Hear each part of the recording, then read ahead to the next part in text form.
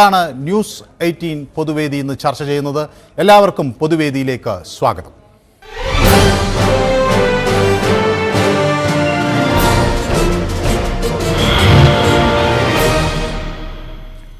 ആദ്യ കോളർ കായംകുളത്ത് നിന്ന് ശ്രീ മൊയ്തീൻ കുഞ്ഞാണ്. ശ്രീ മൊയ്തീൻ കുഞ്ഞ്, ഉത്തരവാദിത്തപ്പെട്ട രാഷ്ട്രീയ നേതാക്കൾ പോലും കുറ്റക്കാരാണ് എന്ന് കോടതി പറയുകയാണ്.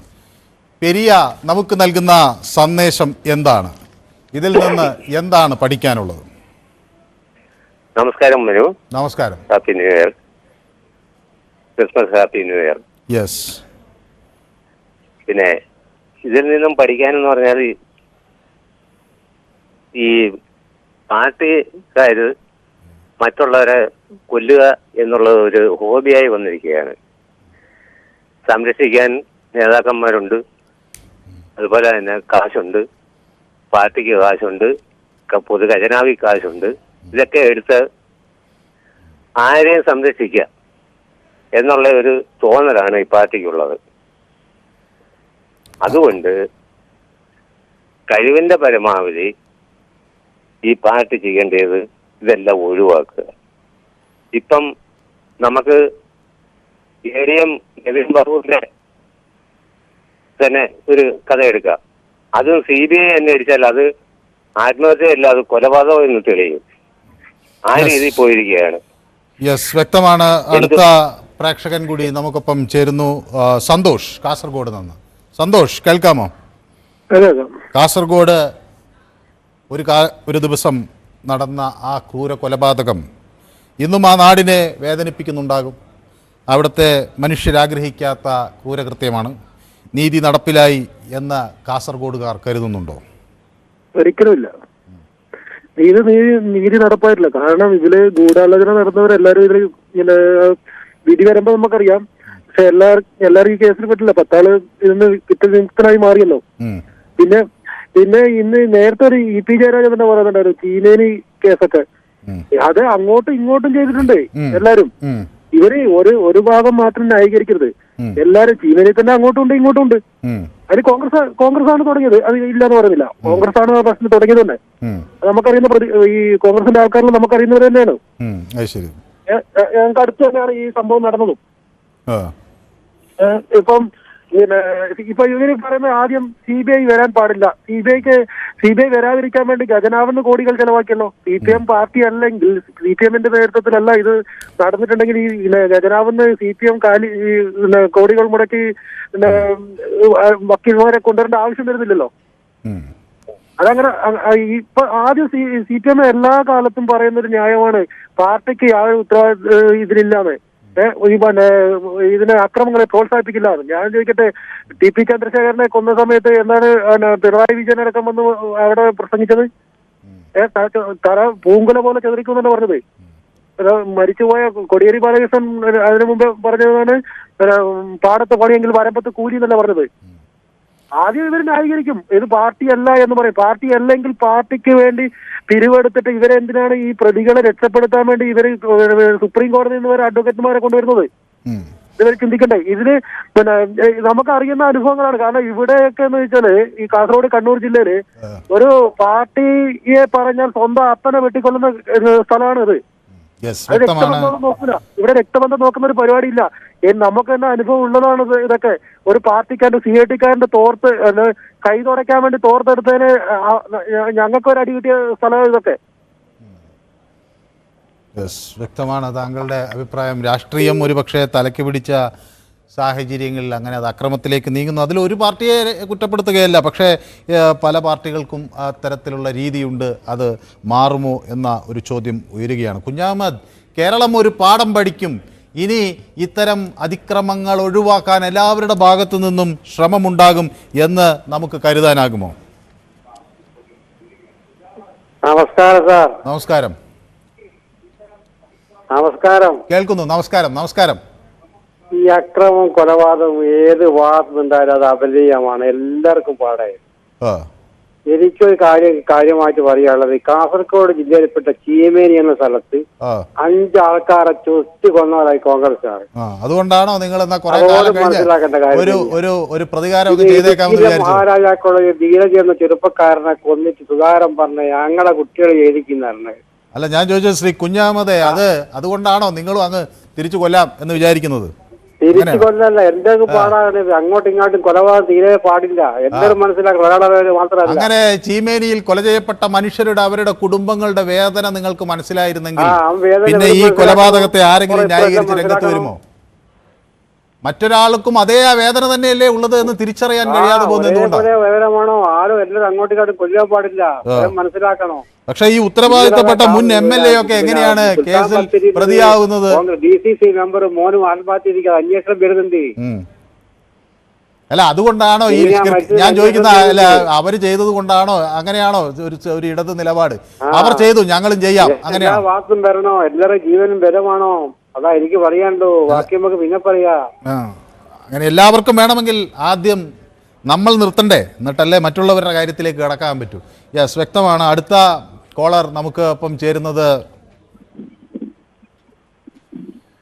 ദാസൻ. ശ്രീദാസൻ, ഈ കണ്ണൂരിൽ 2016 തൊട്ട് നിരവധി കൊലപാതകങ്ങൾ നടന്നു. എൻ്റെ ഓർമ്മ ശരിയായ 2 വർഷത്തിൽ തന്നെ 12ഓളം കൊലപാതകങ്ങൾ നടന്നു.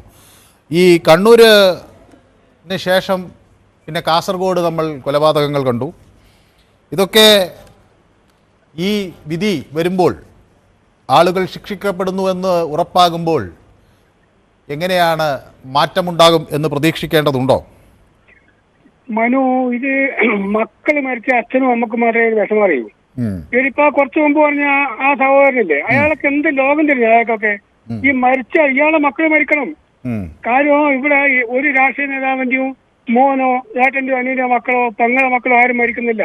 ഈ പാവപ്പെട്ട കഞ്ഞിക്ക് ഗതിയില്ലാതെ ഒരു കുട്ടി മരിച്ചു കഴിഞ്ഞാൽ ആ അച്ഛന്റെ അമ്മയുടെ ജീവിതം അന്നോട് കഴിഞ്ഞു, പിന്നെ അവർക്ക് ജീവിതമില്ല.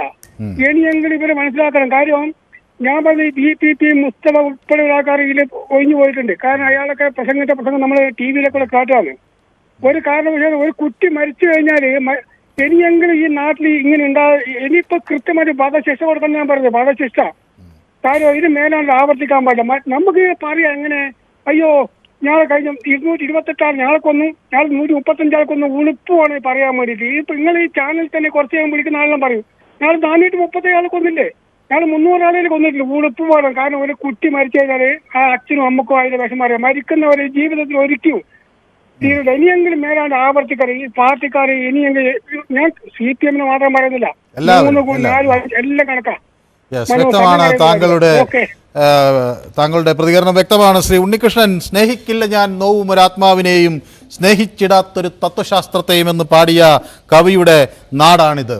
ഈ നാട്ടിൽ സ്നേഹം എങ്ങനെ നഷ്ടമാകുന്നു? മനുഷ്യനെ വെട്ടിക്കൊല്ലാൻ, തല 2ആയി വെട്ടിപ്പൊളിക്കാൻ എങ്ങനെ മനസ്സ് വരുന്നു ഈ നാടിന്? സാഹിത്യകാരന്മാരെ കവിതകളൊക്കെ ഇവിടെ ഏത് അല്ല ഈ രാഷ്ട്രീയ ഭ്രാന്തന്മാർ ശ്രദ്ധിക്കുന്നു? അങ്ങനെ വല്ല ശ്രദ്ധിക്കാൻ സമയം ഉണ്ടായിരുന്നെങ്കിൽ ഇതൊക്കെ നടക്കൂ. രാഷ്ട്രീയം രക്തത്തിൽ കൂടെ കലർന്ന് ഭ്രാന്തന്മാരായി പോയി, മുഴു ഭ്രാന്തന്മാരായി പോയി. അല്ലെങ്കിൽ ഇങ്ങനെയുള്ള ഈ സുന്ദര കുട്ടികളായിട്ടുള്ള 2 പയ്യന്മാര്, സത്യത്തിൽ ഞാൻ ഈ പാർട്ടിക്കാരനൊന്നും അല്ല, ഈ മരിച്ച പയ്യന്മാരെ പാർട്ടിക്കാരനല്ല. എനിക്ക് നല്ല വിഷമമുണ്ട്. അന്നേ ഞാൻ മാനസികമായിട്ടൊക്കെ നല്ല വിഷമമുണ്ടായിരുന്ന സംഭവമാണ്. ഇത്രയും ഈ രാഷ്ട്രീയം ഭ്രാന്ത് പിടിച്ചുപോയി എന്ന് പറഞ്ഞാൽ ഈ നമ്മളെ ഈ പൊതുവേദിയിൽ തന്നെ സംസാരിക്കുന്ന തിരുവനന്തപുരത്തുകാരെന്നൊക്കെ സംസാരിക്കുന്നത് പോലെ അവരൊക്കെ ഇതുപോലെ 2 എണ്ണം കിട്ടുമ്പോൾ പിന്നെ ഈ പാർട്ടിയെ പൊക്കിപ്പിടിച്ചോണ്ട് നടക്കൂല. നമ്മുടെ നികുതി പണം എടുത്ത് യവനെയൊക്കെ രക്ഷപ്പെടുത്താൻ വേണ്ടി എത്ര കോടി രൂപ ഇതിനകത്ത് ചിലവാക്കുന്നറിയാം. ആ അമ്മേരെയും ആ 2 അമ്മമാരെ കരച്ചില്ലെന്ന് കണ്ട് ചങ്ക് പൊട്ടിപ്പോയി. ഇത്രയും വളർത്തി വലുതാക്കി ഈ രാഷ്ട്രീയത്തിൽ ഇങ്ങനെയുള്ള ജീവൻ നഷ്ടപ്പെടുന്ന ഒരു സമ്പ്രദായം ഉണ്ടെന്ന് അറിഞ്ഞെങ്കിൽ ആ കുട്ടികൾ പോകുമായിരുന്നോ? ഒരിക്കലും പോകില്ല. അവർ ആവേശം കൊണ്ട് ഈ രാഷ്ട്രീയത്തിൽ അങ്ങ് ഇറങ്ങിപ്പോകുന്നതാണ്. പക്ഷെ ഇത് വല്ലാത്തൊരു ചതിയാണ്. ഈ ദുഷ്ടന്മാര് നിസ്സാര കാര്യങ്ങൾക്ക് അവരൊരു തെറ്റും ചെയ്തിട്ടില്ല എന്നാണ് അന്നൊക്കെ റിപ്പോർട്ടുകൾ വന്നത്. പക്ഷേ ഇതൊന്നും അവസാനത്തെ ചെയ്തികളാണ്. ഇതിവിടെ അവസാനിക്കും. ഇവന്റെയൊക്കെ രാഷ്ട്രീയം ഞാൻ ഉൾപ്പെടെ ഉള്ളവന്മാര് ഒരുപാട് കഷ്ടത അനുഭവിച്ചിട്ടുണ്ട് ഇതിൽ നിന്ന്. അത് മനം മരത്തിരിക്കുന്ന ഒരു വ്യക്തിയാണ് ഞാനും. സത്യമാണ് പറയണത്. മനം മടുത്തിരിക്കുന്ന ഒരു വ്യക്തിയാണ് ഞാനും. അനുഭവിച്ച് ചീട്ടം വാങ്ങിച്ച് വർഷങ്ങൾ കോടതി കയറി ഇറങ്ങിയ ഒരുത്തനാണ് ഞാൻ. അവസാനം ആരുമില്ല, എനിക്ക് ഞാൻ മാത്രമേ ഉണ്ടായിരുന്നുള്ളൂ. അതുകൊണ്ടാണ് ഞാൻ പറയണത്, ആ തിരുവനന്തപുരത്തുകാരൻ മറ്റാളുകൾ അല്ല, ദീപുവിനെ നമ്മൾ കുറ്റം പറയണം. നമ്മൾ അയാൾ പറയാനുള്ള അല്ല, അങ്ങനെയല്ല. അദ്ദേഹത്തിന്റെ രാഷ്ട്രീയ ആശയം മുന്നോട്ട് വയ്ക്കാൻ ഇതിന്റെ അപ്പുറം ഇവിടെ പിണറായി ബസ്സിൽ പോയ സമയത്ത് ആ പയ്യന്മാരെ ആടിച്ച് മണ്ട കയറിയന് അവന്റെ ആ പറഞ്ഞ വാക്ക് കേട്ട് ഞാൻ ഇവിടെ ഇരുന്ന് സത്യം പറഞ്ഞ ചെളിവാരി എറിയാൻ തോന്നി. വ്യക്തമാണ് താങ്കളുടെ അഭിപ്രായം. ജോസഫ് തൃശ്ശൂരിൽ നിന്ന് നമുക്കൊപ്പം ചേരുന്നുണ്ട്. ശ്രീ ജോസഫ്, ഇത് 2 യുവാക്കളുടെ കാര്യമായിരുന്നു. 25 വയസ്സ് പോലും തികയാത്ത 2 യുവാക്കൾ. അവരെ അതിനിഷ്ഠൂരമായി കൊലപ്പെടുത്തി. ആ സ്ഥലത്ത് പിറ്റേ ദിവസം രാവിലെയാണ് ഞാൻ എത്തിച്ചേർന്നത്. ആ കൊലപാതകം നടന്ന സ്ഥലം തന്നെ ഇപ്പോഴും മനസ്സിൽ നടുക്കമാണ് സൃഷ്ടിക്കുന്നത്. മനുഷ്യൻ്റെ തല 2ആയി വെട്ടിപ്പൊളിച്ച അവസ്ഥയിലാണ് അവിടെ അവർ ആ കൊലപാതകം നടത്തിയത്. അതിൻ്റെ ചോര ആ റോട്ടിൽ തളം കെട്ടി നിൽക്കുന്നു. കരയുന്ന മാതാപിതാക്കൾ, വിലപിക്കുന്ന നാട്. എന്തിന് ഈ കേരളം ഈ കൊടും ക്രൂരത ചെയ്യുന്നു എന്ന ചോദ്യം തുടരെ ഉന്നയിച്ചിട്ടും ആർക്കും എന്തേ മറുപടിയില്ലാത്തത്? ഹലോ, ഞങ്ങളെ ജോസഫ് എന്ന് പറയുന്നത് തൃശ്ശൂർ ജോസഫ്.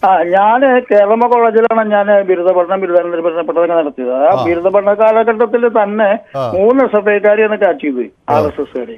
38 SFIക്കാരെ കേരളത്തിൽ കൊന്നിട്ടുണ്ട്. നിങ്ങൾക്ക് അപ്പുറത്ത് KSUവിന്റെയോ ABPയുടെ ആളെ പറയാൻ പറ്റുമോ? ചീമേനിക്ക് നമ്മുടെ നാട്ടിലുണ്ടായതല്ലേ. ഈ ഏറ്റവും വലിയ അഹിംസാവാദികളായ ബുദ്ധിസ്റ്റുകളല്ലേ ശ്രീലങ്കയിൽ സിംഹാളീസ് കൊലപാതകങ്ങൾ ചെയ്യുന്നത്? അല്ല, ഞാൻ ചോദിക്കുന്നത് അതുകൊണ്ടാണോ ശ്രീ ജോസഫെ ഈ 2 യുവാക്കളെ കൊന്നത്?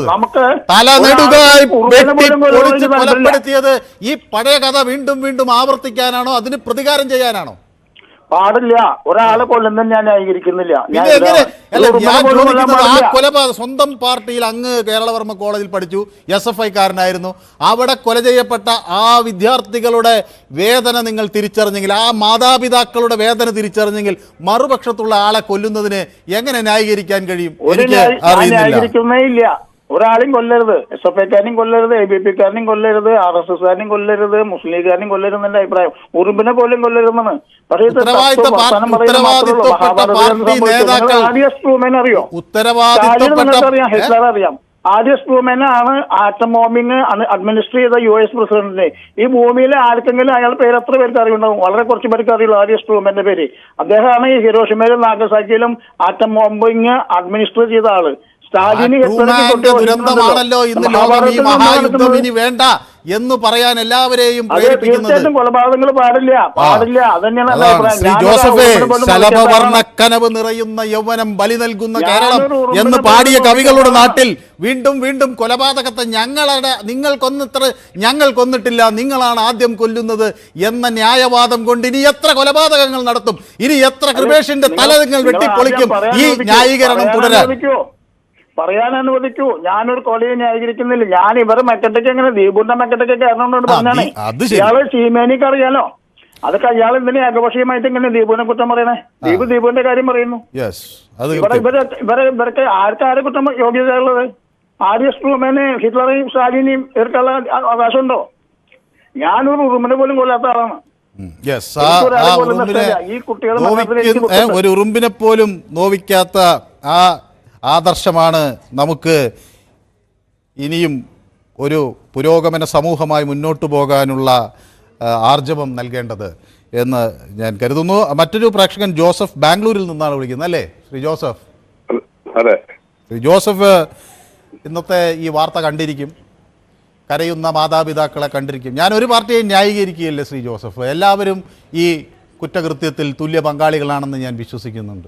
അതിൽ ആര് കൂടുതൽ ചെയ്തു എന്ന ഒരു കണക്കെടുപ്പിനേക്കാൾ ഇതെല്ലാവരും നിർത്തേണ്ട ക്രൂരതയാണ് എന്ന് അങ്ങേയറ്റത്തെ ബോധ്യത്തോടു കൂടിയാണ് ഞാൻ സംസാരിക്കുന്നത്. ശ്രീ ജോസഫിന് ഇത് നിർത്താൻ, നമ്മുടെ കേരളം ഇത് അവസാനിപ്പിക്കാൻ എന്ത് ചെയ്യേണ്ടി വരുമെന്നാണ് കരുതുന്നത്? അതിന് മുമ്പായിട്ട് എന്റെ തൊട്ടു മുമ്പ് പറഞ്ഞ ആള് എന്റെ പേരും ജോസഫ് ആണെന്നുള്ളതിൽ എനിക്ക് വളരെയധികം ഖേദമുണ്ട്. എന്റെ പേരും അങ്ങനെ ആയല്ലോ എന്ന്. മറ്റൊരു കൊലപാതകം കൊണ്ട് ന്യായീകരിക്കുന്നത് പരിഷ്കൃത സമൂഹത്തിന് ഒട്ടും ചേർന്നതല്ല. അത് അദ്ദേഹം മനസ്സിലാക്കിയത് നന്നായിരുന്നു. പിന്നീട് ഇവിടെ സംഭവിക്കുന്നത് എന്താണ്? ഇവര് ഈ ശിക്ഷ കഴിഞ്ഞ് അവിടെ നിന്ന് ക്വാറന്റൈൻ പുറത്തേക്ക് ഇറങ്ങി വന്ന ഈ പ്രതികളുടെ ശരീരഭാഷ നമ്മളെ കാണുന്നില്ലേ? അവരെന്തോ ഒരു വലിയ വിജയം നേടി ഒരു വന്നിരിക്കുന്ന ആൾക്കാരെ പോലാണ്. കാരണം രാജ്യത്തിന് വേണ്ടി എന്തോ വീരത്യാഗം ചെയ്ത വീരബലിദാനികളെ പോലെ അങ്ങ് വരികയാണ് അല്ലേ? ചെഞ്ചും വിരിച്ചുകൊണ്ട് ഞങ്ങളിതാ ചെയ്തിരിക്കുന്നു. അപ്പോ ഇതിൽ നിന്ന് കാണുന്നതെന്ന് വെച്ചാൽ അവർക്കറിയാം, അവർക്ക് മട്ടൺ സ്റ്റൂവും പൊറോട്ടയും ആണ് ഒക്കെ ഇന്ന് വൈകുന്നേരം ജയിലിൽ വെയിറ്റ് ചെയ്യുന്നവർക്കറിയാം. അതുപോലെ തന്നെ അവിടെ വീട്ടിലുള്ള ആൾക്കാരെ ശമ്പളം, അവർക്ക് എന്ത് കാര്യങ്ങൾ നടത്താനും പാർട്ടിയുണ്ട്. അത് നമ്മളെ കഴിഞ്ഞ കാല ചരിത്രങ്ങൾ നമ്മളെ പഠിപ്പിക്കുന്നതാണ്. അല്ലാതെ ഞാൻ ഒരാളെ ക്രിയേറ്റ് ചെയ്ത് സ്റ്റോറി പറയലേ ചെയ്യുന്നു. ജയിലിൽ അവർക്ക് പരമസുഖം, അവർക്ക് സെൽഫോണുകൾ കിട്ടും, അവർക്ക് പുറത്ത് ആവശ്യമുള്ളപ്പോഴത്തെ ഇഷ്ടം പോലെ ബെയിൽ കിട്ടും, എന്ത് ചടങ്ങുകൾക്ക് അവർക്ക് പുറത്തു പോകാം. ഈ കേസിലെ പ്രതികളെ തന്നെ ഒരു ഘട്ടത്തിൽ ഞങ്ങൾ അന്വേഷിക്കുമ്പോൾ ആയുർവേദ സുഖചികിത്സ നടത്തിക്കൊണ്ടിരിക്കുകയായിരുന്നു. എന്നിട്ട് ഒടുവിൽ കോടതി ചോദിച്ചു, ഈ ചികിത്സയ്ക്ക് കൊണ്ടുപോകുമ്പോൾ പ്രതികളെ ചികിത്സയ്ക്ക് ഇത്ര ഒരു മെഡിക്കൽ ബോർഡ് രൂപീകരിച്ച് ചികിത്സയ്ക്ക് കൊണ്ടുപോകുമ്പോൾ അത് ഈ കോടതിയെ അറിയിക്കാത്തത് എന്തുകൊണ്ട് എന്ന് ചോദിച്ചപ്പോൾ ഒടുവിൽ ആ ജയിൽ സൂപ്രണ്ട് ചെന്ന് മാപ്പ് എഴുതി കൊടുത്തു. അപ്പോൾ കൊലപാതകം ചെയ്തവന് ആയുർവേദ ചികിത്സ കൊടുക്കുന്ന ഒരു നാടാണ് കേരളം. നമ്മുടെ ആയുർവേദത്തിന് നാണിക്കേണ്ടിയിരിക്കുന്നു. അതെ, തീർച്ചയായിട്ടും. അതോടൊപ്പം കണക്റ്റായിട്ട് പറയേണ്ട കാര്യം എന്താണെന്ന് വെച്ച് കഴിഞ്ഞാല്, ഈ പുതിയ തലമുറയിലുള്ള ഈ കുട്ടികൾ, മാതാപിതാക്കള് പഠിക്കേണ്ട ഒരു പാഠമാണ്. സ്വന്തം മക്കളെ കൊല കഴിഞ്ഞിട്ട് ഇവർ വന്ന് റീത്ത് വെക്കാനായിട്ട് പാർട്ടി നേതാക്കന്മാർ വരുമ്പം ചൂലെടുത്ത് ചാണകത്തിൽ മുക്കി അവന്റെ മുഖത്തിട്ട് അടിക്കുകയാണെന്നുണ്ടെങ്കിൽ ഈ ഒരു പരിധി വരെ ഈ നേതാക്കന്മാര് ഇനി ഇതിനായിട്ട് ഇറങ്ങിയതാണ് എനിക്ക് പറയാനുള്ളത്. വ്യക്തമാണ് താങ്കളുടെ അഭിപ്രായം. വിക്രമൻ എന്നൊരു പ്രേക്ഷകൻ അടൂരിൽ നിന്ന് ചേരുകയാണ്. ശ്രീ വിക്രമൻ, ഇത് രണ്ട് യുവാക്കൾ, അവരുടെ പ്രതീക്ഷകൾ ആ നാട്ടിലെ വാദ്യകലാകാരന്മാരായിരുന്നു. അവർ വാദ്യകല അഭ്യസിക്കുന്ന ഒരു സംഘം അവർക്കുണ്ടായിരുന്നു, അവതരിപ്പിക്കുന്ന ഒരു സംഘം അവർക്കുണ്ടായിരുന്നു.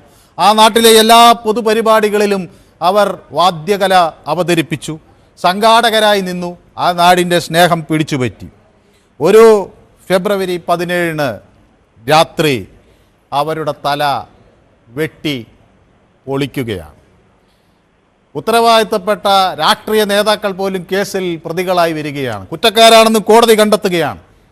ഇതാണോ കേരളം രാഷ്ട്രീയ പ്രബുദ്ധത നേടിയ നാട് എന്ന് പറയാൻ നമുക്കെടുത്തു കാണിക്കാനുള്ളത്? നമസ്കാരം സാർ. നമസ്കാരം. എനിക്ക് പറയാനുള്ളത്, ഈ രാഷ്ട്രീയ തിമിരം ബാധിച്ചവരാണ് ഈ കൊലപാതകങ്ങൾ നടത്തുന്നത്. എന്റെ ശരീരവും എന്റെ കുടുംബവുമാണ് മറ്റുള്ള കുടുംബം എന്ന് ചിന്തിക്കുന്നവരാരും ഇങ്ങനെയുള്ള ഒരു പ്രശ്നത്തിൽ ഇടപെടത്തില്ല. ഒന്ന്.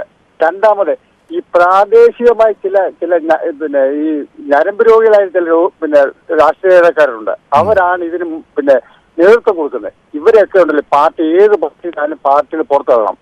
ഇവിടെ ഇപ്പൊ നമ്മൾ ആ 2 കുഞ്ഞുങ്ങൾ മരിച്ചതിൽ അഗാധമായ ദുഃഖമുണ്ട്. അതോടൊപ്പം ഈ ചർച്ചയിൽ പങ്കെടുക്കുന്നവർ ഇവർ രണ്ടുപേരല്ല, അഭിമുഖമുണ്ട്, ധീരജുണ്ട്. ഇവരെ കൂടെ ഈ ചർച്ചയിൽ കൊണ്ടുവരണമെന്നാണ് എനിക്ക് അഭിപ്രായം പറയാനുള്ളത്. മറ്റൊന്ന്, ഓരോ രാഷ്ട്രീയ വ്യക്തികളും ഇനിയും ഇങ്ങനെ ഒരു കലാപം ഉണ്ടാകാനോ മറ്റൊരാളും രാഷ്ട്രീയം കൊണ്ട് നേരിടണം, അല്ലാതെ കയ്യൊക്കെ കാണിക്കല്ല ഉള്ളത് ചെയ്യാനല്ല ചെയ്യേണ്ടത് എന്നാണ് എനിക്ക് അതിനെപ്പറ്റി പറയാനുള്ളത്. വ്യക്തമാണ്.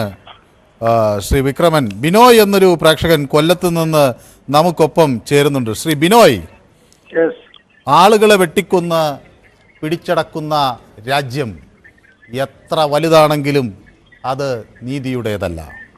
ശ്രീ ബിനോയ്, ഈ അക്രമം അവസാനിപ്പിക്കാൻ എങ്ങനെ കഴിയുമെന്നാണ് കരുതുന്നത്? ഈ അക്രമം അവസാനിപ്പിക്കണമെങ്കിൽ നമുക്ക് ചെയ്യാനുള്ള 2-3 കാര്യങ്ങളുണ്ട്.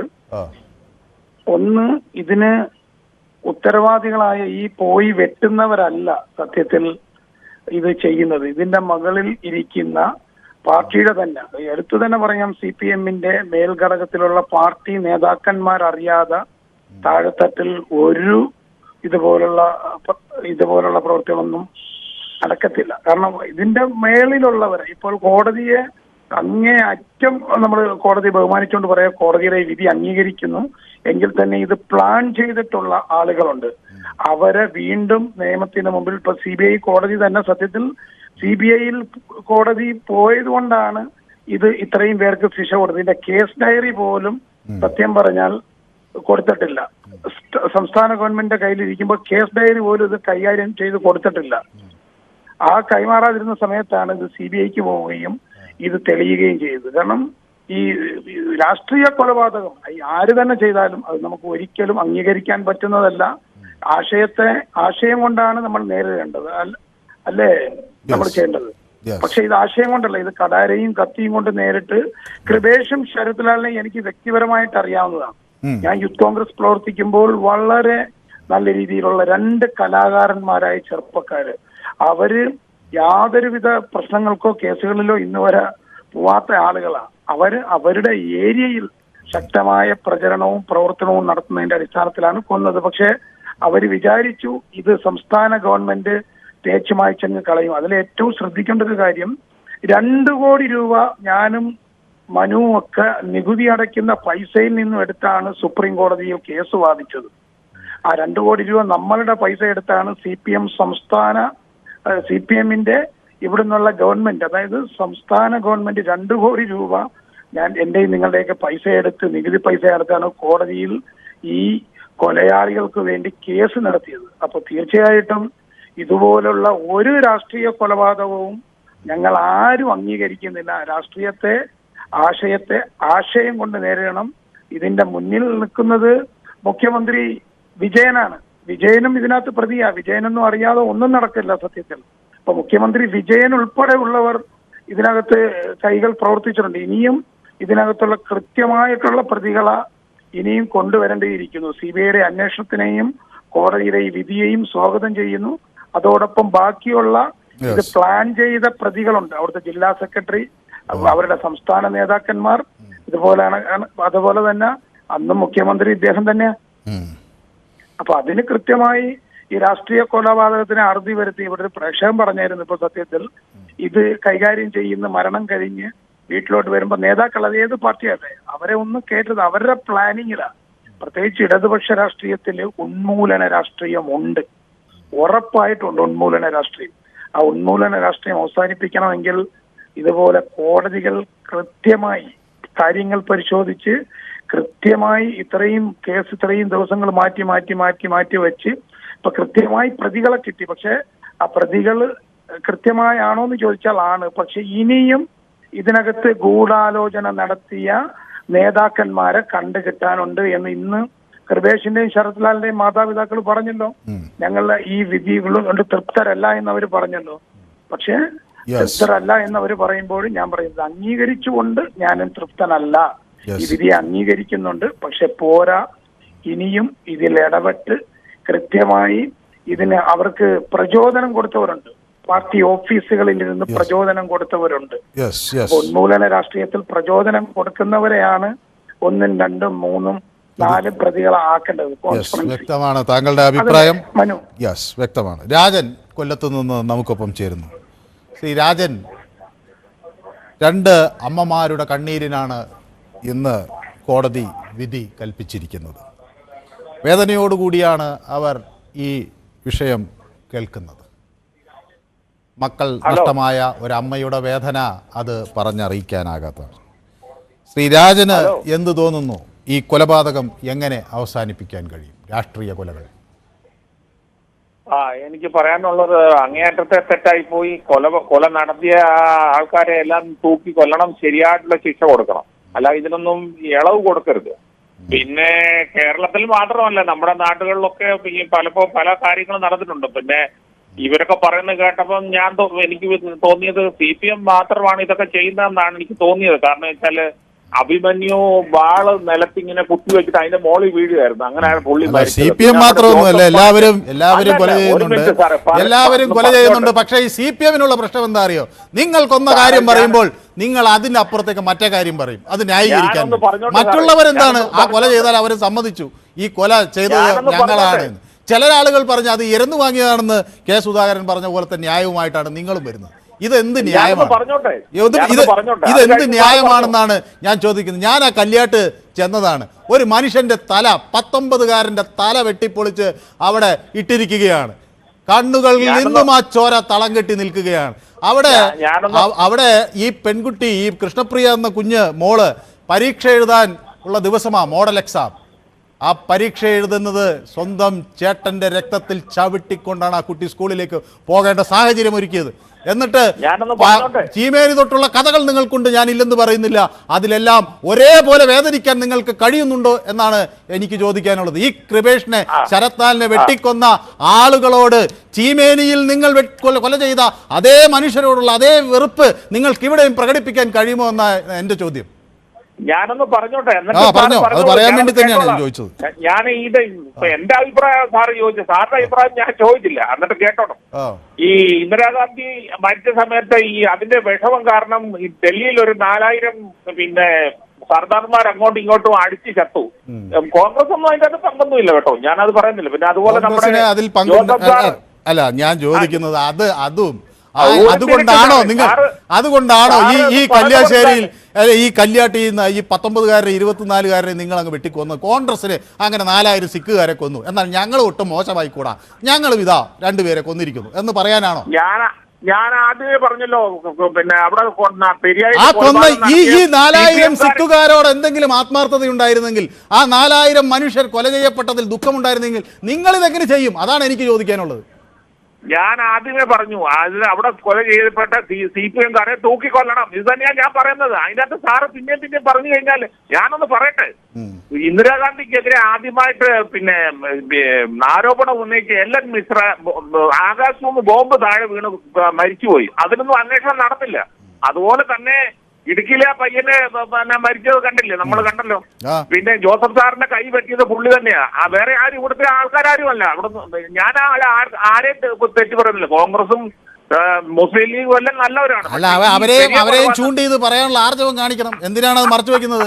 നിങ്ങൾക്കറിയാമല്ലോ അഭിമന്യുവിനെ കൊലപ്പെടുത്തിയത് ആരാണെന്ന്. അതുകൊണ്ടാണ് ഞാൻ പറഞ്ഞത്, ഈ പെരിയാർ കൊലപാതകം നടത്തിയ ആൾക്കാരെ തൂക്കിക്കൊള്ളണം, അവസാനം വരെ തൂക്കിക്കൊള്ളണം. അതുപോലെ തന്നെ കുഞ്ഞാലി എന്ന് പറഞ്ഞ ഒരാളുണ്ടായിരുന്നു മലബാറില്. സാറ് പറയുന്ന കേൾക്കുന്നില്ല. കുഞ്ഞാലി എന്ന് പറഞ്ഞ എനിക്കറിയാം. എന്നിട്ട് ആ ആള് ജയിച്ചു, മന്ത്രിയായി. എന്തെങ്കിലും നടപടി ഇവിടെ സ്വീകരിച്ചോ? അപ്പൊ അതൊക്കെ പിന്നെ എല്ലാരും ഇങ്ങനെ പറയുന്നു, അമ്മ കരയുന്നു, അവര് കരയുന്നു. കുഞ്ഞാലിയുടെ അമ്മയൊന്നും കരക്കില്ലേ? അതൊക്കെ കൈയിരിക്കട്ടെ സാറേ. അല്ല, അത് നിങ്ങൾ 1 2 3 4 അങ്ങനെ എണ്ണുകയാണല്ലോ. യെസ്, ശരി. അരുൺ ബാംഗ്ലൂരിൽ നിന്ന് വരികയാണ്. ശ്രീ അരുൺ, ബാംഗ്ലൂരിൽ നിന്ന് നിരവധി ആളുകൾ ഇപ്പോൾ പൊതുവേദി കാണുന്നു എന്ന് അറിയുന്നതിൽ സന്തോഷം. നമസ്കാരം സാർ. നമസ്കാരം. ഞങ്ങൾ ഈ അന്യനാട്ടിൽ ജീവിക്കുന്നവർക്ക് ഇതൊക്കെ കാണുമ്പോൾ വളരെ സഹതാപം തോന്നും നമ്മുടെ നാടിനെ കുറിച്ച്. അതുകൊണ്ടാണ് ബാംഗ്ലൂരിൽ നിന്ന് ഞാൻ ഒരു ബാംഗ്ലൂരുകാരന്റെ കോള് കണ്ടുകൊണ്ട് താങ്കളെ വീണ്ടും വിളിച്ചത്. എന്താണെന്ന് പറഞ്ഞ രാഷ്ട്രീയ കൊലപാതകം. എന്താണ് സാർ രാഷ്ട്രീയ കൊലപാതകം? ആരാണ് രാഷ്ട്രീയക്കാർ? എന്തിനാണ് രാഷ്ട്രീയം? എന്തിനു വേണ്ടിയാണ് നമുക്ക് രാഷ്ട്രീയം വേണ്ടത്? അതാണ് എൻ്റെ ചോദ്യം. അതിനൊരു ഉത്തരം കിട്ടിയാൽ മാത്രമേ രാഷ്ട്രീയ കൊലപാതകത്തിന് ഉത്തരവുള്ളൂ. ഞങ്ങളും രാഷ്ട്രീയക്കാരെയും രാഷ്ട്രീയവും ഒരു രാഷ്ട്രീയ പാർട്ടി ഭരിക്കുന്ന ഒരു നാട്ടിൽ ജീവിക്കുന്ന ആൾക്കാരാണ്. ആർക്ക് വേണ്ടിയാണ് സാർ? എന്റെ സ്വന്തം നാട് കോട്ടയമാണ്. കോട്ടയത്ത് കഴിഞ്ഞ ദിവസം ജോസ് കെ മാണി സാറിന്റെ മോളുടെ കല്യാണം നടന്നു.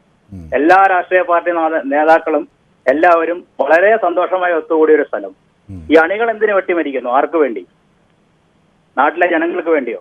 നാടിന്റെ പുരോഗതിക്ക് വേണ്ടിയോ? നാടിന്റെ ഉന്നതിക്ക് വേണ്ടിയിട്ടോ? ഒന്നിനുമല്ലല്ലോ. ആർക്ക് വേണ്ടി? അതാണ് എൻ്റെ ചോദ്യം.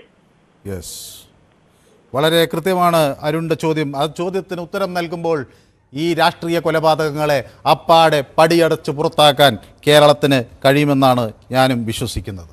ഏതായാലും ഒരു ചെറിയ ഇടവേള എടുക്കുന്നു, പക്ഷേ പെട്ടെന്ന് മടങ്ങി വരാം. Short break.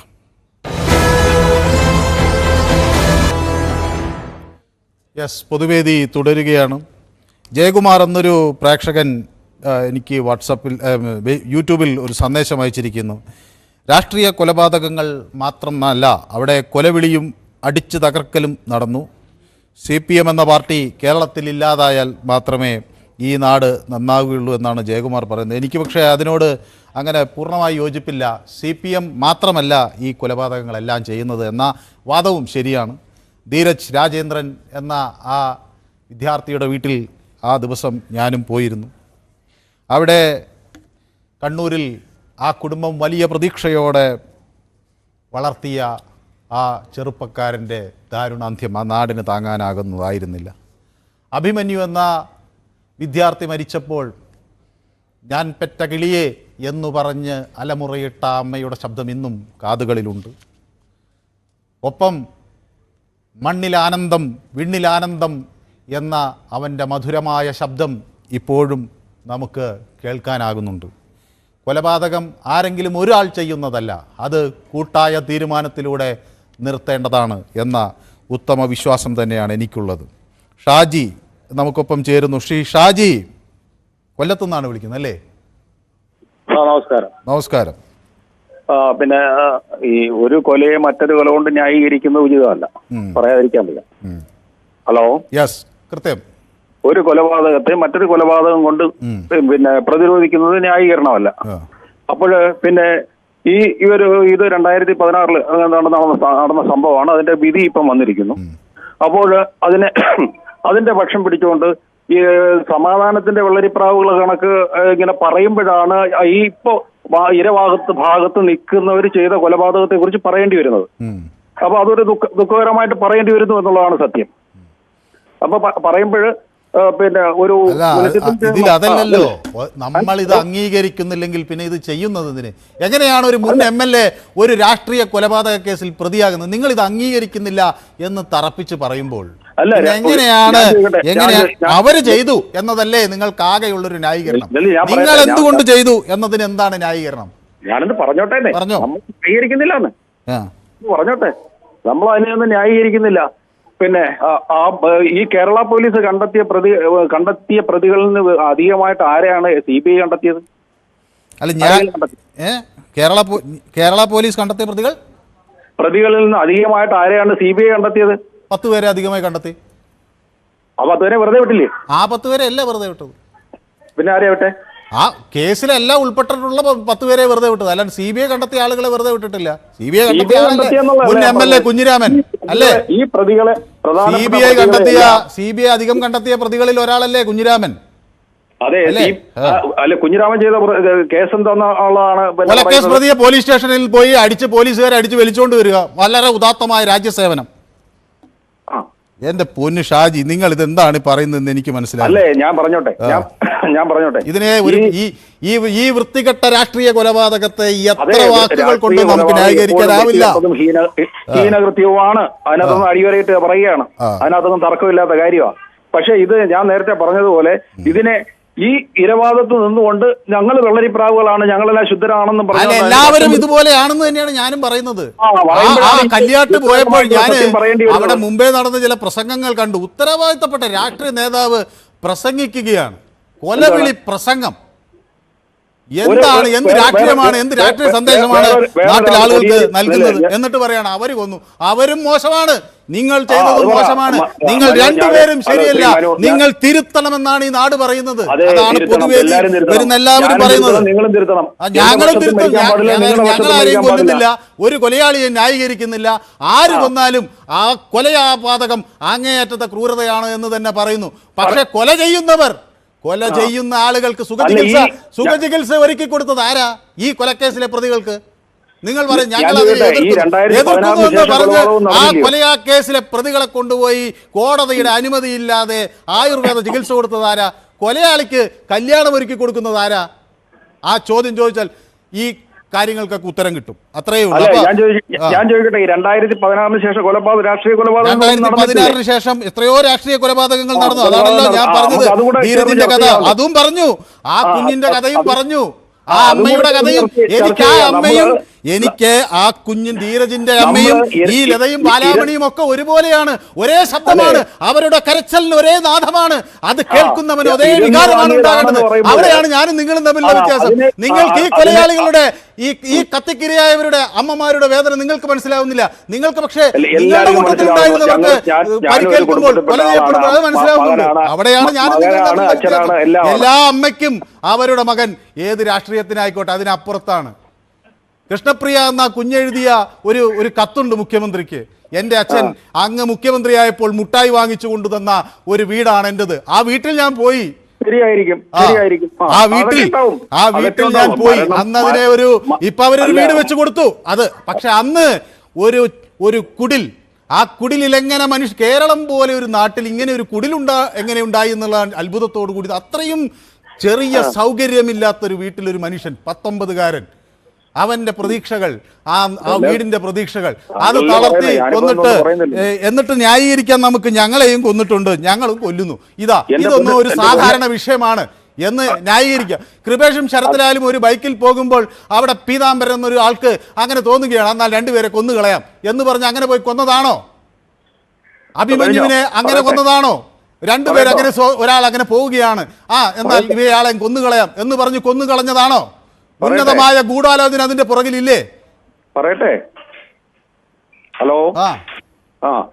പിന്നെ ഞാൻ തുടക്കത്തിലേ പറഞ്ഞു, ഒരു കൊലപാതകത്തെയും നമ്മൾ അംഗീകരിക്കുന്നില്ല. എന്റെ ഭാഗവും ആരും മരിക്കാൻ പാടില്ല, നിങ്ങളുടെ ഭാഗവും മരിക്കാൻ പാടില്ല, മറ്റൊരാളുടെ ഭാഗവും ആരും മരിക്കാൻ പാടില്ല. പക്ഷേ ഞാൻ പറഞ്ഞു വന്നത് എന്താണ്, ഒരു കൊലപാതകത്തിന്റെ ഇരവാദത്തിൽ നിന്നുകൊണ്ട് ഞങ്ങൾ വെള്ളപൂശിക്കൊണ്ട് ഞങ്ങളെല്ലാം മാടപ്രാവുകളാണെന്നുള്ള അർത്ഥത്തിൽ രാഷ്ട്രീയ ചർച്ച വരുമ്പോഴത്തേക്കാണ് ഞാൻ പറഞ്ഞോളൂ. അതിൽ നിങ്ങൾ ആദ്യം ചെയ്യേണ്ടതെന്നറിയാമോ? ഞങ്ങളുടെ പാർട്ടി ചെയ്യുന്നത് ഞങ്ങൾ ഇതാ നിർത്തുന്നു, ഇനി ഞങ്ങളില്ല, ഞങ്ങൾ അതിനെ പിന്തുണയ്ക്കില്ല. പ്രിയ നേതാവേ, ഞാൻ ഏത് പാർട്ടിയുടെ ആൾ, ഞാൻ അതിനെ പിന്തുണയ്ക്കില്ല, ഞാൻ മാറി നിൽക്കുന്നു. മറ്റുള്ളവർ ചെയ്യുന്നത് ചെയ്യാനുള്ള അതേ തെറ്റാവർത്തിക്കാനുള്ളതല്ല എന്റെ രാഷ്ട്രീയ പ്രസ്ഥാനം എന്ന് ഉറച്ചു പറയാനുള്ള ആർജവം കേരളത്തിലെ രാഷ്ട്രീയ നേതൃത്വത്തിനും അവിടുത്തെ പ്രവർത്തകർക്കും ഉണ്ടാകുന്ന ദിവസം മാത്രമേ ഈ ലതയും ഈ ബാലാമണിയും ഇനി ഉണ്ടാകാതിരിക്കൂ. അല്ലെങ്കിൽ ഇതുപോലെ ഞാൻ പെറ്റ കിളിയെ എന്ന് കരഞ്ഞു വിളിച്ചൊരമ്മയുണ്ടല്ലോ, അതുപോലെ ഇനിയും അമ്മമാർ ഈ നാട്ടിൽ ഉണ്ടാകാതിരിക്കണമെങ്കിൽ ഇത് അംഗീകരിക്കില്ലെന്ന് ഇവിടുത്തെ ജനത ഒറ്റ സ്വരത്തിൽ പറയണം. അല്ലാതെ അതിന്റെ കണക്ക് കുറവായി പോയി, ഞങ്ങളാണ് കുറച്ച് കൂടുതൽ മരിച്ചത് എന്ന ന്യായം കൊണ്ട് അത് നടക്കില്ല. ഇതെല്ലാം താങ്കളാണ് പറയുന്നത്. ഞാൻ പറഞ്ഞ അതൊന്നുമല്ല. ഞാൻ പറഞ്ഞ നമ്മൾ അംഗീകരിക്കുന്നില്ല, ആരും മരിക്കാൻ പാടില്ല എന്ന് തന്നെയാ പറയുന്നത്. പിന്നെ അതുകൊണ്ടാണോ ഈ കേസിൽ CBIക്ക് വരാതിരിക്കാൻ എന്റെയും നിങ്ങളുടെയും നികുതി പണം എടുത്ത് അങ്ങ് പോയത്? ഇതെല്ലാം നിങ്ങളും അവരും ഒന്നാണെന്നാണ് ഞാൻ പറയുന്നത്.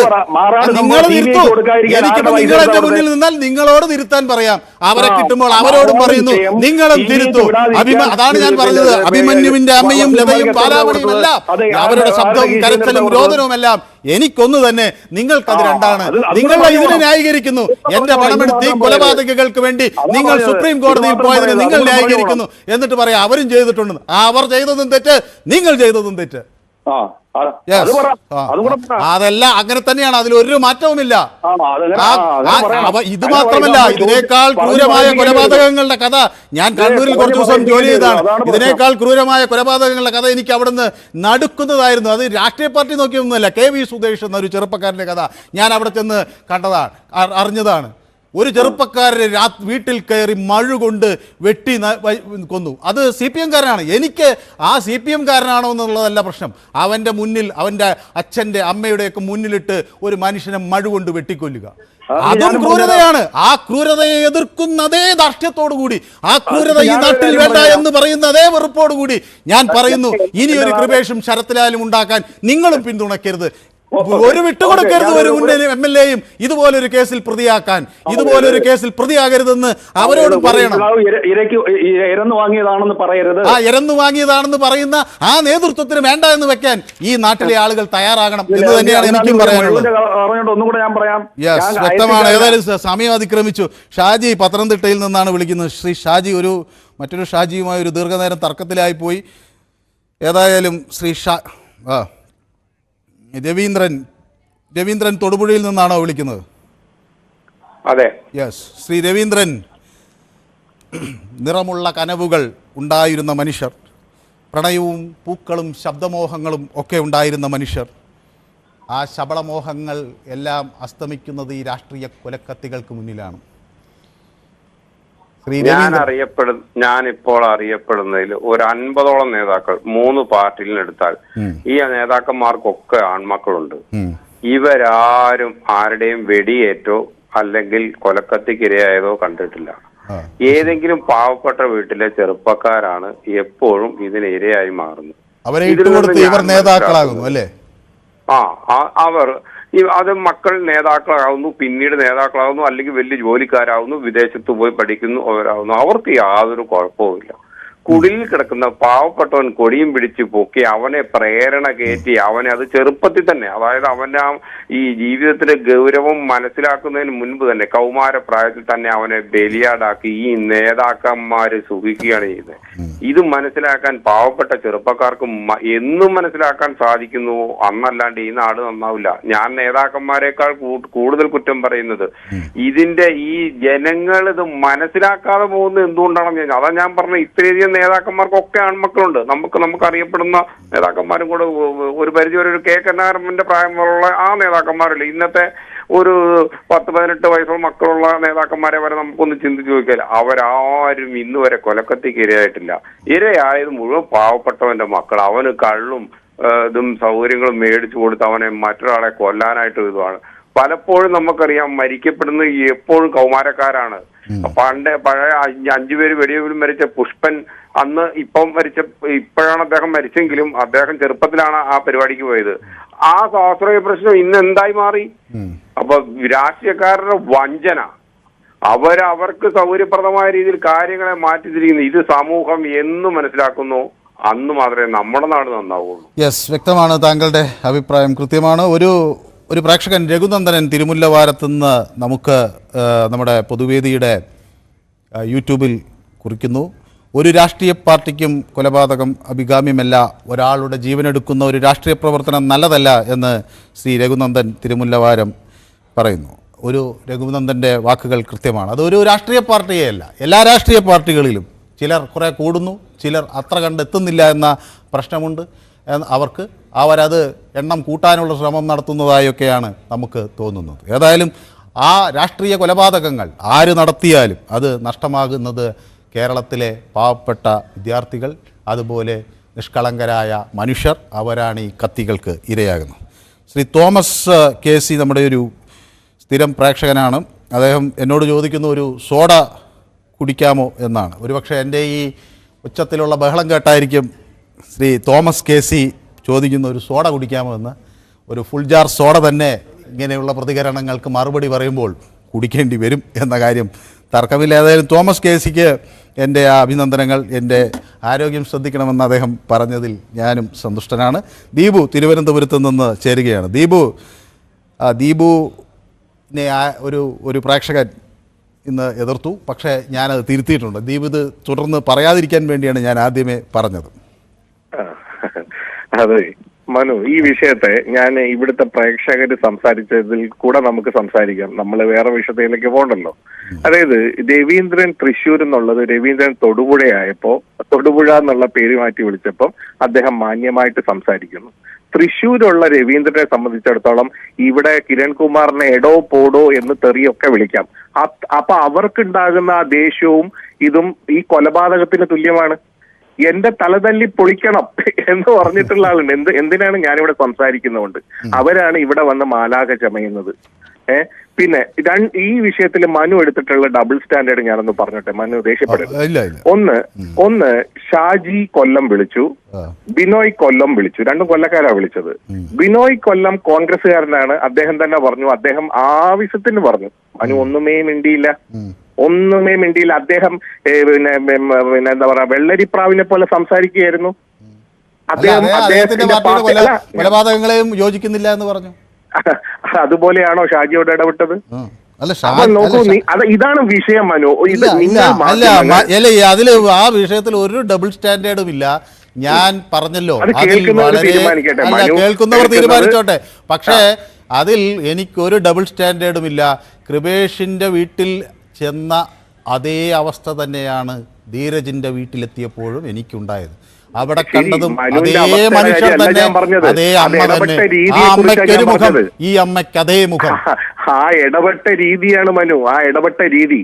അപ്പം ഈ പറയുന്ന കോൺഗ്രസ്സുകാരൻ ഇവിടെ വെള്ളരിപ്രാവിനെ പോലെ വന്ന് പറയുമ്പോൾ അവരുടെ കയ്യിലുള്ള അവര് കാണിച്ചു കൂട്ടുന്ന ഈ നാട്ടിൽ, അതായത് അവൻ എരന്നു വാങ്ങിയതാണെന്നും ആ പറയുന്ന കൊലപാതകിയെ മണ്ഡലം പ്രസിഡന്റും ദേശീയ പ്രസിഡന്റും ആക്കുമ്പോൾ അതിനെപ്പറ്റി നമ്മൾ നിരന്തരം അയാളെ മിണ്ടാതെ സംസാരിക്കല്ലേ മനു? എന്തുകൊണ്ട് അത് പറ്റുന്നില്ല?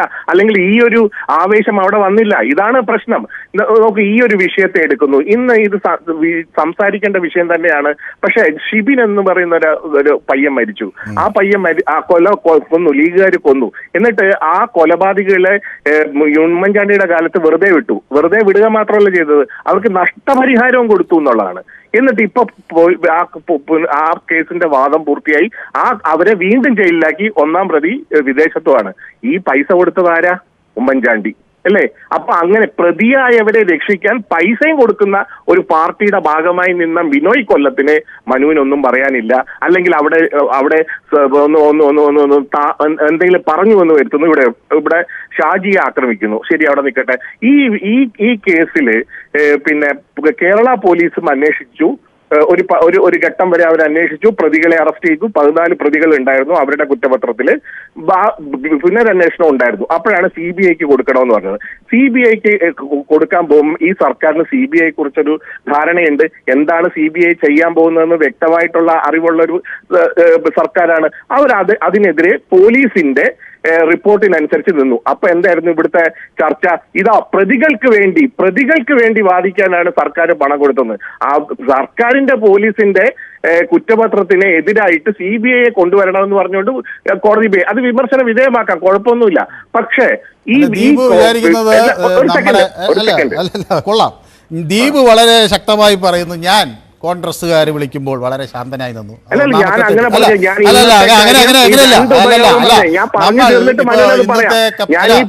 പറയട്ടെ, ഞാനിപ്പോ 4-5 മിനിറ്റ് സമയമൊക്കെ തരാം. ഞാനിപ്പോ ദീപ് പറഞ്ഞതിൽ ഒന്നും എതിർത്ത് പറഞ്ഞില്ല. ഇപ്പൊ ദീപുവും അവിടെ ഒരു വ്യത്യാസം, 2 വ്യത്യാസങ്ങൾ. ഇത് സ്വാഭാവികമായി ഇന്ന് ഈ കൊല നമ്മൾ ചർച്ച ചെയ്തത് പെരിയ വിഷയമാണ്.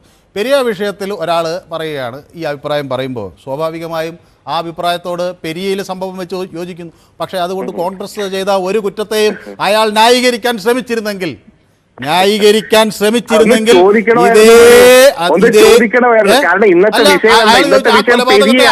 ഇന്നത്തെ വിഷയം പെരിയ എടുത്തതുകൊണ്ട് അയാൾക്ക് ഞാൻ ചോദിക്കുന്നത് അതേപോലെ നിങ്ങളും അങ്ങ് തള്ളി പറഞ്ഞാൽ മതിയെന്നേ. അല്ല, തള്ളുന്നില്ലെന്നേ. ഞങ്ങൾ ഈ ഒരു കൊലപാതകത്തെയും ഞാൻ ഒരു കൊലപാതകത്തെയോ അല്ലെങ്കിൽ ഒരു അടിയെയോ അല്ലെങ്കിൽ ഉണ്ണികൃഷ്ണൻ പോത്തങ്കോട് വന്ന് എന്റെ തല തല്ലി പൊളിച്ചാലും ഞാൻ ഇതിനൊന്നും പ്രതികാരം ചെയ്യാൻ പോകുന്ന ആളല്ല. പൊളിക്കുന്നതിനോടും ഞാൻ പൊതുവേദി ഒരു കാലത്തും അംഗീകരിക്കില്ല. അതുകൊണ്ടാണ് ഞാൻ അല്ല ഇത് ദീപു അതിനെ അങ്ങ് തിരിച്ചു കൊണ്ടുപോയി ഞാൻ എന്തോ കോൺഗ്രസ് അനുകൂലനായി ഇതാ അവർ കൊല ചെയ്യുന്നതെല്ലാം ആ സംഭവം ഇതാ ഇവർ കൊല ചെയ്യുന്നതെല്ലാം എന്നേ പറഞ്ഞിട്ടില്ല. പറഞ്ഞതൊന്നേ ഒരേ കാര്യം തന്നെയാണ്. കൊല ചെയ്യപ്പെടുന്നവരുടെ മനസ്സ് അല്ലെങ്കിൽ അവരുടെ കുടുംബത്തിന്റെ മനസ്സ്, ആ മനസ്സിനൊപ്പം മാത്രമേ ഞാൻ നിന്നിട്ടുള്ളൂ. ഒന്നാമത്തെ കാര്യം. രണ്ടാമത്തെ കാര്യം, നിങ്ങൾ ഇതിനെ ന്യായീകരിച്ച് പിന്നെ കൊണ്ടുപോകുന്ന ഉമ്മൻചാണ്ടിയുടെ കാലത്ത് അങ്ങനെ ചെയ്തു. ഇവിടെ പോലീസ് ഒരു റിപ്പോർട്ട് കൊടുത്തപ്പോൾ വളരെ നിഷ്കളങ്കരായി ഞങ്ങൾ വിചാരിച്ചു എന്നാ പോലീസ് റിപ്പോർട്ട് അങ്ങ് പാലിച്ചേക്കാം, അതുകൊണ്ട് ഞങ്ങൾ സുപ്രീം കോടതിയിലേക്ക് പോയി. അങ്ങനെ ഞാൻ കാശ് കൊടുത്തു, അതിലൊരു തെറ്റുമില്ല എന്ന് താങ്കൾ പറയുമ്പോൾ പറഞ്ഞത് മുഴുവൻ കേട്ട് നിന്നിട്ടാണല്ലോ ഒരു മിനിറ്റ് മതിയെന്നേ. ഞാൻ പറഞ്ഞത് പൂർത്തിയാക്കാം. മനു പറഞ്ഞു ഈ നിഷ്കളങ്കമായി ഈ പറയുന്ന CBIയുടെ റിപ്പോർട്ട് വന്നു. CBIയുടെ റിപ്പോർട്ടിൽ 10 പ്രതികളെ കൂടെ ചേർത്തു. 14 പ്രതികളുടെ കൂടെ 10 പ്രതികളെ കൂടെ ചേർത്തു. കേരള പോലീസ് കൊടുത്ത 14 പ്രതികളിലെ 10 പ്രതികളും പ്രതികളായി. CBI കൊടുത്ത 10 പ്രതികളില് 4 പേര് പ്രതികളായി. ഈ 4 പേർക്ക് ഞാൻ പൂർത്തിയാക്കട്ടെ മനു. 4 പ്രതികളായി. ഈ 4 പ്രതികളെ കൊലക്കുറ്റമുണ്ടോ, ഗൂഢാലോചനയുണ്ടോ? അവര് പോലീസ് സ്റ്റേഷനിൽ നിന്ന് അവര് പിന്നെ ബലം പ്രയോഗിച്ച് ഇറക്കിക്കൊണ്ടുപോയിരുന്നത് CBI പറയുന്നു. അങ്ങനെ ചെയ്തിട്ടുണ്ടെങ്കിൽ തല വെട്ടിപ്പൊളിച്ചവനെ പോലീസ് സ്റ്റേഷനിൽ നിന്ന് പോയി പിടിച്ചുകൊണ്ടുവരാൻ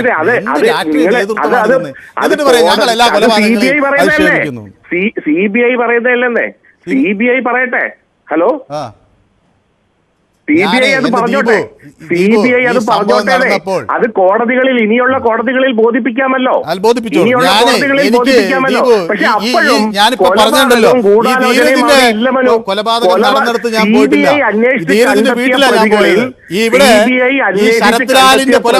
നടന്ന സ്ഥലത്ത് ഞാൻ പോയതാ. ശരിയല്ലേ, നിങ്ങൾ പൊക്കോ.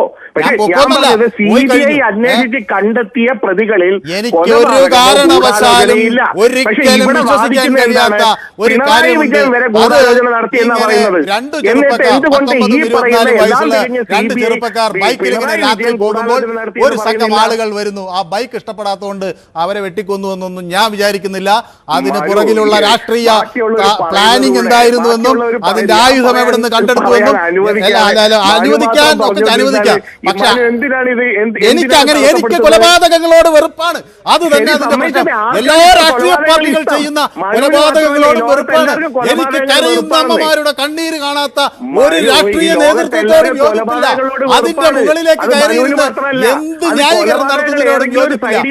അവിടെ CBI വന്നോട്ടെ, ഇത് അന്വേഷിക്കട്ടെ, കുറ്റവാളികൾ ജയിലിലേക്ക് പോട്ടെ എന്നതിന് പകരം ആ കുറ്റവാളികളെ കൊണ്ടുപോയി സുഖചികിത്സ നടത്തുക.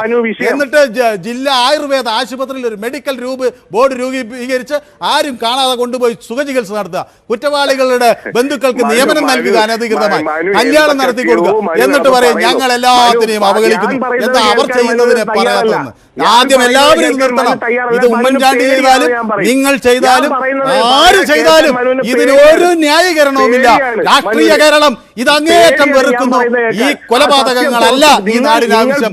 ഈ നാടിനാവശ്യം സ്നേഹവും ഈ നാടിനാവശ്യം സമാധാനവുമാണ്. അതിന്റെ അങ്ങേ തലയിൽ നിന്നുകൊണ്ടുള്ള സ്നേഹവും സമാധാനവും മാത്രമാണ് ഈ നാട് ആഗ്രഹിക്കുന്നത്. അതിനപ്പുറത്തേക്കൊന്നും ആഗ്രഹിക്കുന്നത് കുറ്റവാളികളാണെന്ന് തരും നോക്കിയാൽ ആ നിമിഷം ചവിട്ടി പുറത്താക്കിയാൽ ഇതെല്ലാ രാഷ്ട്രീയ പ്രസ്ഥാനങ്ങളിൽ നിന്നും അവസാനിക്കും. പിന്നെയും പണം പിരിച്ചു കൊണ്ടുപോയി ഇവരൊക്കെ വേണ്ടി വക്കാലത്ത് വാദിക്കാൻ നടക്കുന്നിടത്താണ് ഇതിന്റെ തെറ്റെല്ലാം സംഭവിക്കുന്നത് എന്ന് ഒരു ഇതുമില്ലാതെ എനിക്ക് പറയാൻ കഴിയും. അതിൽ ഇനിയെങ്കിലും ഞാൻ പറഞ്ഞോട്ടെ. ഹലോ, ഞാൻ ചോദിക്കുന്നത് ഈ പറയുന്ന 4 പേരുടെ കേസിലെ പിന്നെ 4 പേരിലെ ഗൂഢാലോചനയോ കൊലപാതകമോ ഇല്ല. അവര് പോലീസ് സ്റ്റേഷനിൽ നിന്ന് അവരെ ഇറക്കി എന്നുള്ളത് പിന്നെ CBI കണ്ടെത്തിയ സാധനം. അത് കോടതിയിൽ വന്നു, മറ്റുള്ള കോടതി പോട്ടെ, അവര് പോട്ടെ, അന്വേഷിക്കട്ടെ, മറ്റൊരു കാര്യം. പക്ഷെ എന്തുകൊണ്ടാണ് ഈ CBI ഇവിടെ വന്ന് ഇപ്പൊ പറയുന്ന ആൾക്കാർ ഇത് പിണറായി വിജയനാണ് നടപ്പാക്കിയത്, ഇത് കോടിയേരി ബാലകൃഷ്ണനാണ് നടപ്പാക്കിയത്, ഇത് എം.വി. ഗോവിന്ദൻ മാഷാണ് നടപ്പാക്കിയതെന്ന് പറയുന്ന ഈ CBIക്ക് എന്താ അവരുടെ അടുത്ത് എത്താൻ പറ്റാത്തത്? അല്ലെങ്കിൽ അവർക്ക് അന്വേഷിച്ച് കണ്ടെത്താൻ കഴിയാഞ്ഞത്? അവർ കണ്ടെത്തിയവര് തന്നെ ഈ പറയുന്ന ഗൂഢാലോചനയും കൊലപാതകവും ഇല്ല. എന്നിട്ട് ഈ പറയുന്ന CBI എന്ത് ചെയ്തു എന്നാണ് പറയുന്നത്? നിങ്ങളുടെയും ഞങ്ങളുടെയും പണം എടുത്തുകൊണ്ട് പോയത്. ഈ നിങ്ങളുടെയും ഞങ്ങളുടെയും പണം എടുത്തിട്ടാണ് കൊലപാതകങ്ങൾക്ക് നഷ്ടപരിഹാരം കൊടുത്തത്. ആ കൊലപാതകങ്ങളാണ് ഇപ്പൊ ജയിലിൽ കിടക്കുന്നത്. അപ്പൊ ചെയ്തേക്കാം എന്ന് ധരിക്കണ്ടെന്നേ പറഞ്ഞുള്ളൂ. അല്ല, അങ്ങനെ ചെയ്യുന്നില്ല, അങ്ങനെ ഒരാളെയും ചെയ്യുന്നില്ല. അങ്ങനെ ചെയ്തെങ്കിൽ പ്രതികളാക്കിയത് 14 പോലീസ് പ്രതികളാക്കിയ 14 പേരിൽ 10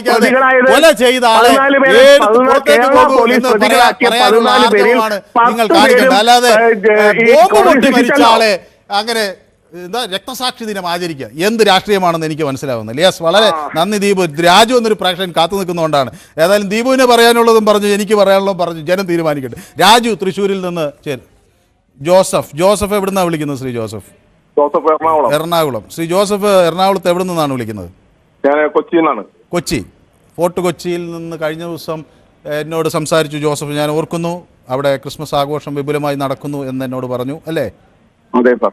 യെസ്. ശ്രീ ജോസഫ്, എനിക്ക് ഈ വിഷയത്തിൽ സംസാരിക്കാനുള്ളത്, കൊലപാതകങ്ങൾ ഇനിയും നടക്കും സാർ.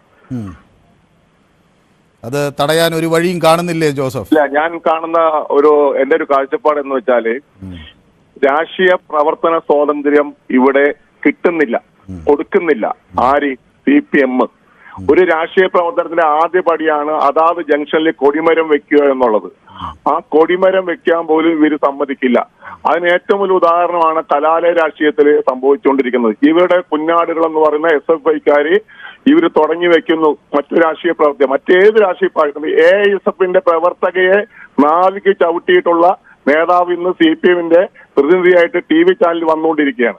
ഇവര് ട്രേഡ് യൂണിയൻ രംഗത്തും ഇവർക്കൊരു കൊടിമരം നട്ടാൻ സംഭവിക്കില്ല. സമയം അതിക്രമിച്ചത് കൊണ്ടാണ് ഞാൻ. പക്ഷെ അതിൽ ഒരു പാർട്ടിയെ മാത്രം കുറ്റം പറയുന്നില്ല, എല്ലാവരും കൊലപാതകങ്ങൾ ചെയ്യുന്നു. ഈ ഇടതുപക്ഷത്തിലെ CPM എന്ന് പറയുന്ന അക്രമ രാഷ്ട്രീയമാണ് ഇവരുടെ പാർട്ടി ക്ലാസ്. ഏതായാലും അതെല്ലാം അവസാനിക്കേണ്ടതാണ്. നന്മയ്ക്ക് കണ്ണും കരുത്തും കൊടുത്തവർ, അമ്മയ്ക്ക് കണ്ണുനീർ മാത്രം കൊടുത്തവർ നമുക്ക് മുന്നിൽ ഒരു ഉജ്ജ്വല സത്യമായി നിലനിൽക്കുമ്പോൾ ഈ കേരളം പുനർവിചിന്തനം ചെയ്തേ മതിയാകൂ. ശ്രീ ശശിധരൻ VG നമുക്ക് എഴുതുന്നു, ഇവിടെ അടിമകൾ ഇതിനെയൊക്കെ ന്യായീകരിക്കും, മനു അവരെ നിയന്ത്രിക്കണമെന്ന്. എനിക്ക് ആരെയും നിയന്ത്രിക്കാൻ കഴിയില്ല, പറയാനേ കഴിയൂ. സെബാസ്റ്റ്യൻ പറയുന്നു സൈമൺ ബ്രിട്ടോയെക്കുറിച്ചായിരിക്കും അദ്ദേഹം പറഞ്ഞത്. ആ ക്രൂരമായ ആ ആക്രമണത്തിന് വിധേയനായ സൈമൺ ബ്രിട്ടോയെ നമ്മൾ ഈ അവസരത്തിൽ ഓർക്കുന്നത് വളരെ നല്ലതാണ്. അദ്ദേഹത്തിൻ്റെ ഉണ്ടായ അനുഭവം കേരളത്തിൽ ഇനി ആർക്കും ഉണ്ടാകാതിരിക്കട്ടെ. അതോടൊപ്പം തന്നെ തോമസ് മാത്യു ദീപുവിന് ഏതായാലും ആശംസകൾ നേർന്നിട്ടുണ്ട്. ഒരുപക്ഷെ ശ്രീ തോമസ് മാത്യുവിന് കൂടുതൽ അഭികാമ്യമായി തോന്നിയത് ദീപുവിൻ്റെ നിലപാടുകളായിരിക്കും. ഈ വിഷയം ഞങ്ങൾ യൂട്യൂബിലും പ്രേക്ഷകർക്ക് മുന്നിൽ ചർച്ചയ്ക്ക് വെച്ചു. ഒരു പാഠം പഠിക്കുമോ പെരിയയിൽ നിന്ന് കേരളം എന്ന വലിയ ചോദ്യം. അതോടൊപ്പം തന്നെ നീതി ലഭിച്ചോ പെരിയ കൊലക്കേസിൽ അവിടെ എന്ന് ചോദിക്കുമ്പോൾ 45% ആളുകളും ഇനിയും നീതി അകലെയാണ് എന്ന് പറയുന്നു. അതേസമയം 55% ആളുകൾ നീതി നടപ്പിലായിട്ടില്ല എന്ന നിലപാടാണ് എടുക്കുന്നത്. ഇന്നത്തെ പൊതുവേദി ഇവിടെ സമാപിക്കുകയാണ്. നാളെ മറ്റൊരു വിഷയവുമായി വീണ്ടും കാണാം. നന്ദി.